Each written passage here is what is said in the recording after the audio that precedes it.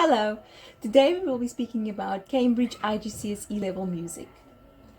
So for music in Cambridge at IGCSE level, there are three components or criteria that you need to fulfill in order to meet the pass requirements. The first component is the academic component. So this is what you will be studying for throughout the syllabus, throughout the year or year and a half, depending on how long you're going to take the course. Component one is the listening paper, and that will be 70 marks for a 75-minute listening paper. The audio CD will be presented and given to you by Cambridge themselves on the day of the exam, and there are many resources that you can use to prepare for this listening exam, such as past papers, but also I'm pretty sure that your teachers will take you through a lot of listening examples to prepare you for component one.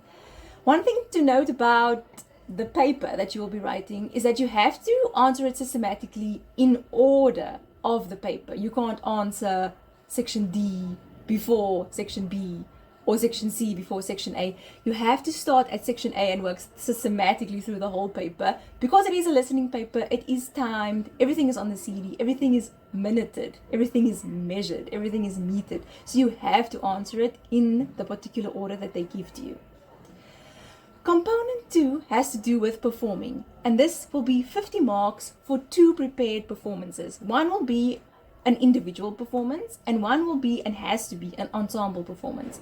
Now, many of you might have more than one instrument, and at IGCSE level, the requirement is not that you have to present your performances on a single instrument. You may use a different instrument for your individual performance than you use for your ensemble performance, but you have to do at least an individual work and at least an ensemble work.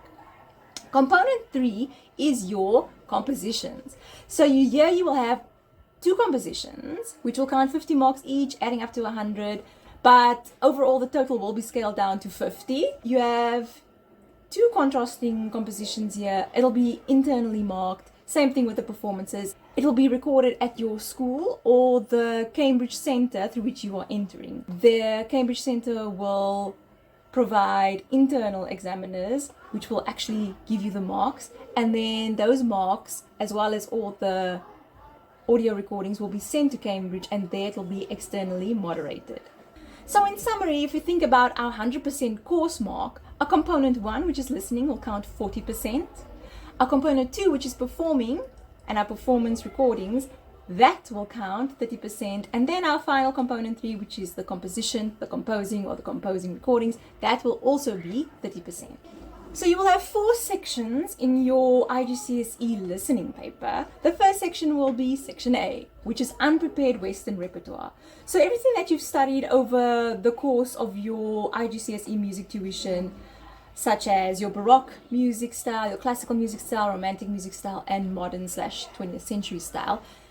Everything there will come in handy because you will get 2 contrasting styles in this section. It'll be an unprepared listening exercise, and you will have to answer questions according to what you hear from one of those 4 periods. Section B has to do with world music, and here they can ask you questions about one of 7 different types of world music. So it can be African music, Arab music, Latin American music, Chinese music, Japanese music, Indonesian music, or Indian music. And they will ask you, again, 2 contrasting styles here, and it could be one of 7, so you have to be really well versed in your world music. Another point worth mentioning is that section B is subdivided into 2 groups. So the first group will be your general world music, which would be one of those 7, or rather one of those 6, because they will not be asking you your world music focus, which is the second group in the question under section B. And this changes every year. So for 2024, it will be Latin American music. So with Latin American music, you will go more into detail in your learning about these world musics. You will go much more into detail than all the others. Section C, you will be getting a skeleton score. And as with the rest of the paper, it is an oral question. So here they will be asking you things about simple rhythmic and or melodic dictation, identify the period of the music, suggest the name of a likely composer.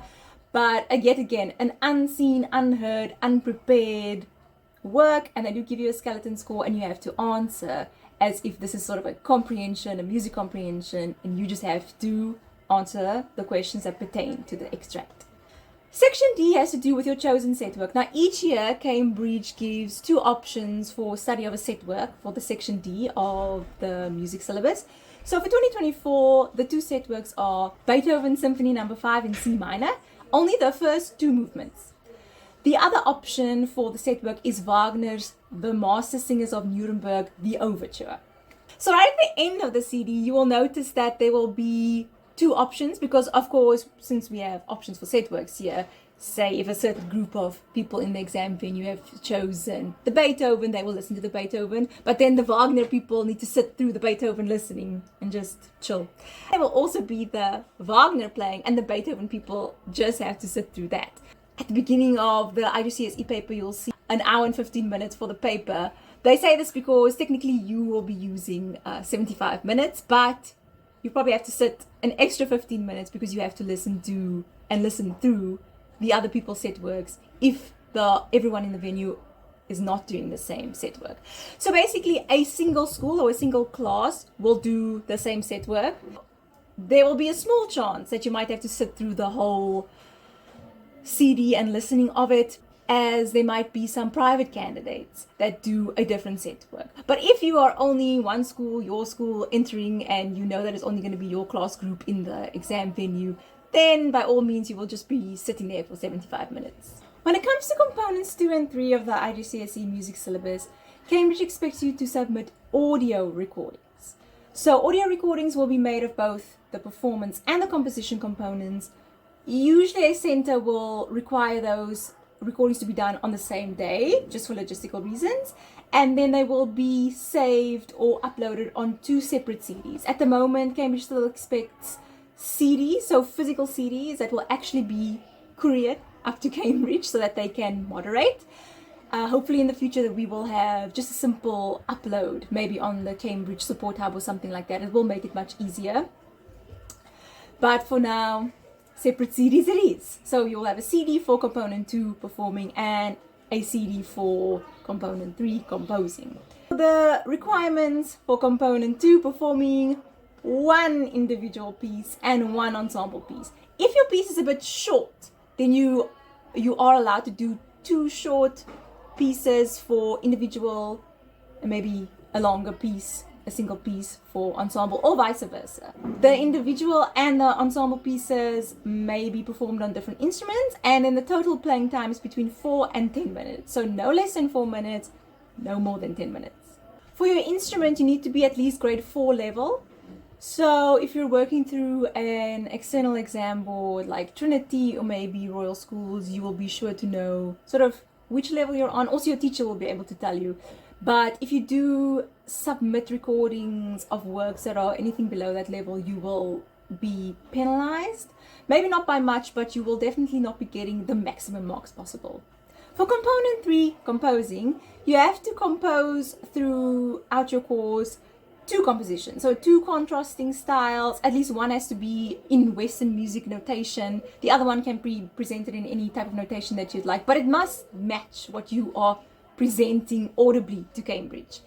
So the compositions, they don't have to be too long. They're between 1 minute and 2 minutes total. No less than 1 minute for both of the compositions and no more than 2 minutes for both of the compositions. A quick note on who needs to perform these compositions.